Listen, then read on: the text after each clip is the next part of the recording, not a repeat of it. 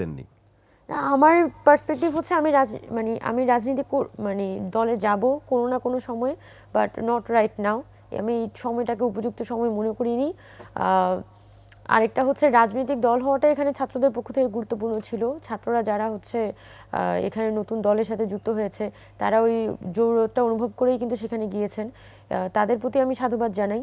তবে আমি যেটা ইনার ফিলিংস আমি যেটা সবসময় কাজ করেছে যে এখানে বৈষম্যবিরোধী ছাত্র আন্দোলন যে প্ল্যাটফর্মটা আছে, তার কিন্তু কাজ করার স্কোপটাও আছে। অনেক নিউট্রাল এসপেক্ট থেকে কিন্তু এই প্ল্যাটফর্মটার কাজ করার সুযোগ আছে।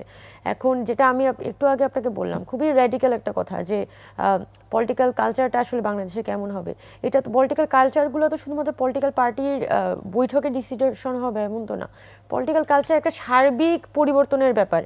তো এই সার্বিক পরিবর্তনগুলো কোন নিউট্রাল গ্রাউন্ডের উপর হবে, এটা তো একটা কথা। এই পাটাতনটা তৈরি করার মতো যে অভ্যুত্থানের প্ল্যাটফর্ম হিসেবে পাটাতনটা তৈরি করার মতো ন্যায্যতা আসলে বৈষম্যবিরোধী ছাত্র আন্দোলনে আছে।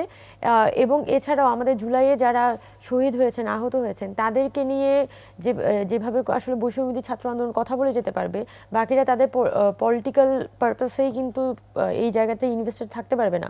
তো আমরা চাচ্ছি যে বৈষম্যবিরোধী ছাত্র আন্দোলন প্ল্যাটফর্মটা এখানে সর্বোচ্চ এখানে জায়গায় থাকুক।